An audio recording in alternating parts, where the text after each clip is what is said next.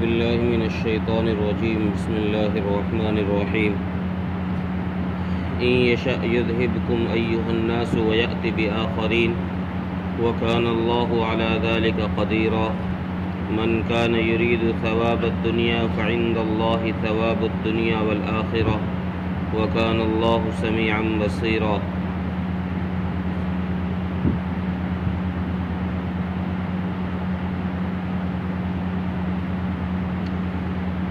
پچھلی آیتوں میں اللہ تبارک و تعالیٰ نے اپنے مستغنی ہونے کو ظاہر فرمایا اور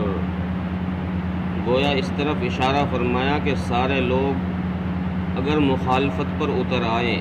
تو میرا کچھ نہیں بگاڑ سکتے، کیونکہ زمین و آسمان میں جو چیزیں ہیں ان سب کی ملکیت میرے ہاتھ میں سب کا مالک ہوں۔ اب یہی بات اللہ تبارک و تعالیٰ نے ان آیتوں میں ارشاد فرمائی۔ پہلی آیت میں تو اللہ تعالیٰ فرماتے ہیں کہ اگر میں چاہوں تو تمہاری نافرمانیوں کی وجہ سے تمہیں ختم کر دوں، تمہارا صفایا کر دوں، میرا اس بات پر اختیار ہے، میں اس بات پر قادر ہوں۔ قرآن کریم میں کئی جگہ اللہ تعالیٰ نے یہ بات ارشاد فرمائی کہ اگر تم نافرمان رہے اور تم نافرمانی کرتے ہی رہے، اپنے آپے کو نہیں بدلا، تو پھر میں تمہیں بدل دوں گا، تمہیں ختم کر دوں گا، تمہاری جگہ پر دوسرے لوگ پیدا کر دوں گا۔ یہی بات اللہ تعالیٰ نے اس آیت میں فرمائی ہے، ان یشاء یذہبکم ایھا الناس ویأتی بآخرین، کہ لوگو اگر میں چاہوں تو تمہیں ختم کر دوں، تمہاری جگہ دوسرے لوگ ایسے پیدا کر دوں جو میرے مطیع ہوں، فرما بردار ہوں، جو عبادت کریں، نافرمانیاں نہ کریں۔ بعض مفسرین نے یہ بھی فرمایا کہ یہاں یہ مراد ہے کہ اللہ تعالیٰ فرماتے ہیں کہ بنی آدم کو ہی ختم کر دوں، یعنی انسانیت کو ہی ختم کر دوں اور انسانیت کی جگہ پر کوئی دوسری مخلوق لا کر پیدا کر دوں جو اطاعت میں زندگی گزارے گی، نافرمانی نہیں کرے گی۔ گویا اس آیت میں اللہ تعالیٰ نے مخلوق کی اطاعت سے بے نیازی کو ظاہر فرمایا کہ میں مخلوق کی اطاعت کا محتاج نہیں ہوں، میری بادشاہت مخلوق کی عبادت کی وجہ سے بڑھتی نہیں ہے، چار چاند نہیں لگتے ہیں، مخلوق ساری نافرمان ہو جائے میری بادشاہت میں پھر بھی کوئی کمی نہیں آئے گی۔ اور دوسری بات اللہ تعالیٰ نے اس آیت میں یہ بھی فرما دیا کہ میں اس بات پر قادر بھی ہوں۔ کسی کو اگر یہ شک ہو، کوئی شک کے اندر مبتلا ہو کہ اتنی بڑی تعداد میں مخلوق ہے، انسانیت اتنی بڑی تعداد میں دنیا میں ہے، ایک دم سے کیسے ختم ہو جائے گی، تو اللہ تعالیٰ نے یہ بات اس آیت میں صاف کر دی کہ میں یہ کام کرنے پر قادر ہوں، میں تمہیں مارنے پر بھی قادر ہوں۔ انما امرہ اذا اراد شیئا ان یقول لہ کن فیکون، میں جب کسی کام کو کرنے کا ارادہ کرتا ہوں تو کن کہتا ہوں۔ اور یہ مفسرین نے لکھا ہے کہ کن بھی اللہ تعالیٰ نے انسانوں کے سمجھنے کی وجہ سے، سمجھانے کی وجہ سے یہ بات کہی ہے کہ تاکہ لوگوں کی یہ بات سمجھ میں آ جائے کہ ہم عام طور سے جب کسی کام کو کہتے ہیں تو یہی کہتے ہیں کہ بھئی یہ کام ہو جائے گا تیرا۔ اللہ تعالیٰ کن کے بھی محتاج نہیں ہے، اللہ کی مشیت ہے، جب اس کی مشیت ہوگی، جب اس کی چاہت ہوگی تو وہ چیز ہو جائے گی، اور جب اس کی چاہت نہیں ہوگی، اس چیز کو ختم کرنا ہوگا تو وہی ارادہ ہی ختم کرنے کے لیے کافی ہے، اس ارادے کی وجہ سے وہ ساری چیزیں ختم ہو جائیں گی۔ حضرت ابو ہریرہ رضی اللہ عنہ کی ایک روایت ہے، فرماتے ہیں کہ جب ان یشاء یذہبکم، جب یہ آیت نازل ہوئی تو رسول اللہ صلی اللہ علیہ وسلم نے حضرت سلمان فارسی رضی اللہ عنہ کی پشت پر ہاتھ رکھ کر فرمایا کہ یہ اور اس کی قوم والے، سلمان فارسی اور فارسی قوم، یہ وہ لوگ ہیں جن کے بارے میں اللہ فرماتے ہیں کہ میں دوسرے لوگ یہاں پر پیدا کر دوں گا تمہیں ختم کر کے۔ صحیحین میں ایک روایت ہے، یعنی بخاری اور مسلم کے اندر ایک روایت ہے، حضرت ابو ہریرہ رضی اللہ عنہ ہی اس کے راوی ہیں،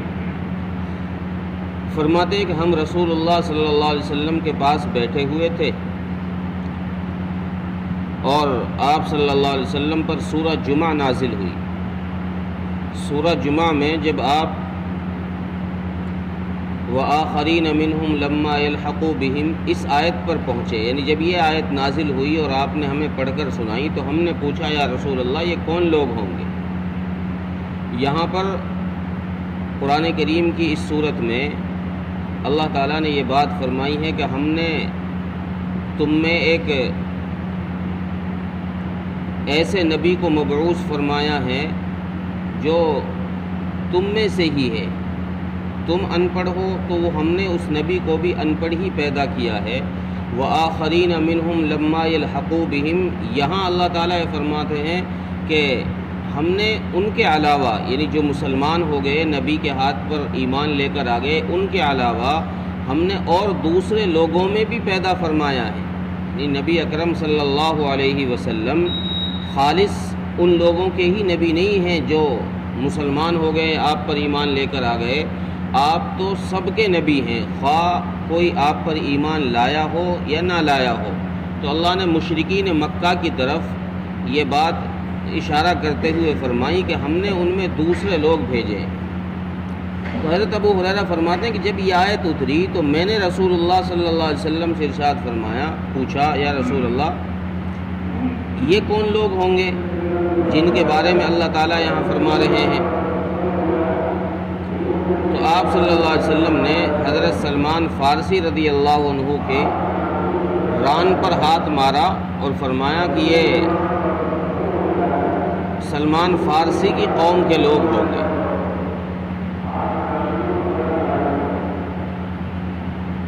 یہ لوگ سلمان فارسی کی قوم کے لوگ ہوں گے۔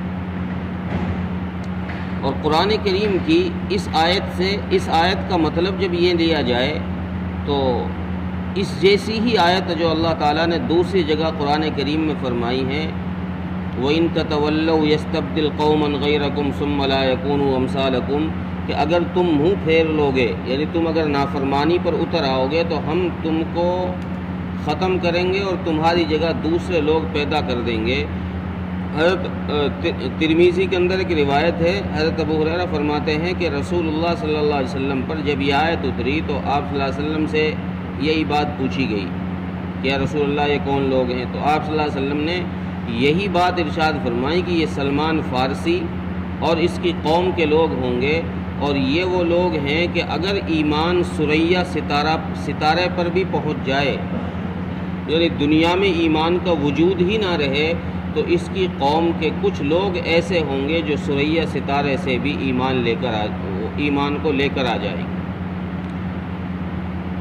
شیخ جلال الدین سیوطی رحمۃ اللہ علیہ فرماتے ہیں کہ اللہ کے نبی صلی اللہ علیہ وسلم نے اس آیت میں امام ابو حنیفہ اور ان کے ساتھیوں کا اشارہ کیا ہے، یعنی اس حدیث میں جو مراد ہے سلمان فارسی اور اس کی قوم کے لوگ، تو اس سے مراد امام ابو حنیفہ رحمۃ اللہ علیہ اور آپ کے ساتھی ہیں۔ پھر شیخ یوسف بن صالح رحمۃ اللہ علیہ یہ فرماتے ہیں کہ شیخ جلال الدین سیوطی رحمۃ اللہ علیہ کے قول میں کوئی شبہ نہیں ہے، اس لیے کہ حضرت سلمان فارسی کی قوم میں امام ابو حنیفہ اور آپ کے ساتھیوں سے زیادہ علم والے لوگ نہیں پیدا ہوئے۔ سب سے زیادہ علم والے لوگ فارس کے اندر امام ابو حنیفہ رحمۃ اللہ علیہ اور آپ کے شاگرد تھے، تو اس لیے اس سے مراد امام ابو حنیفہ رحمۃ اللہ علیہ ہیں اس حدیث سے۔ اور پھر شیخ صالح رحمۃ اللہ علیہ فرماتے ہیں کہ امام ابو حنیفہ رحمۃ اللہ علیہ کے جد اعلیٰ ہیں سلمان فارسی رضی اللہ عنہ، جد اعلیٰ یعنی پردادا، دادا کے دادا، تو ان کی خاندان سے یہ لوگ اللہ تبارک و تعالیٰ نے پیدا فرمائے۔ اگلی آیت میں اللہ تعالیٰ فرماتے ہیں کہ جو شخص ہم سے دنیا چاہتا ہے، دنیا میں بدل چاہتا ہے، اس سے مراد وہ لوگ ہیں جو دکھاوٹ کے لیے اعمال کرتے ہیں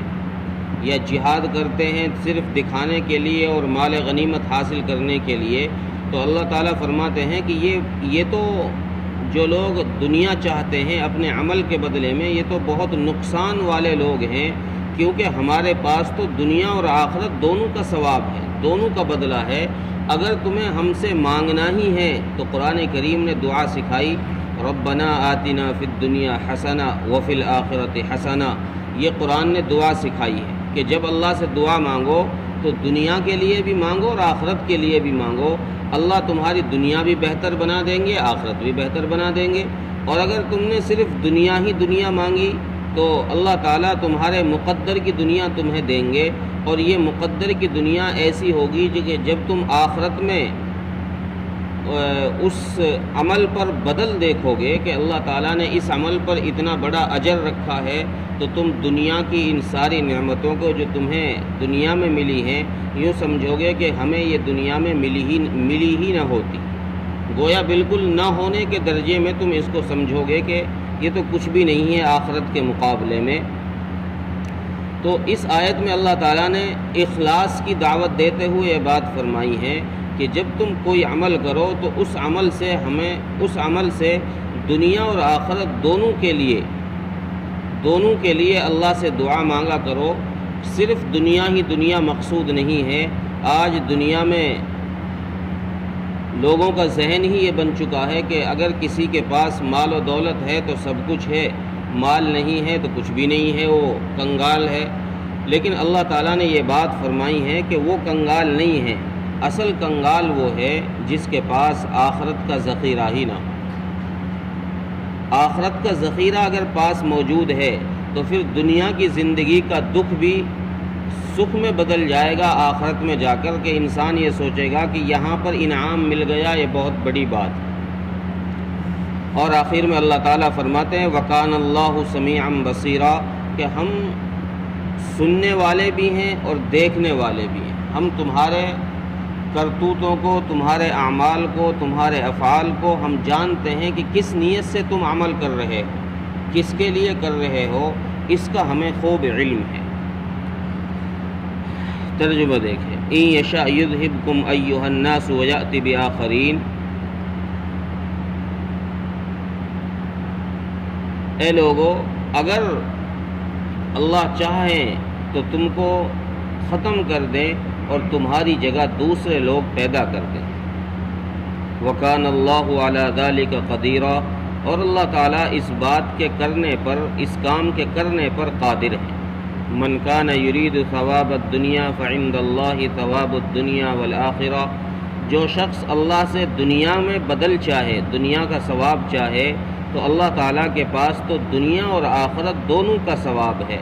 وَكَانَ اللَّهُ سَمِيعًا بَصِيرًا، اور اللہ تعالیٰ سننے والے بھی ہیں اور دیکھنے والے بھی۔ اللہ تعالیٰ ہمیں توفیق عطا فرمائے۔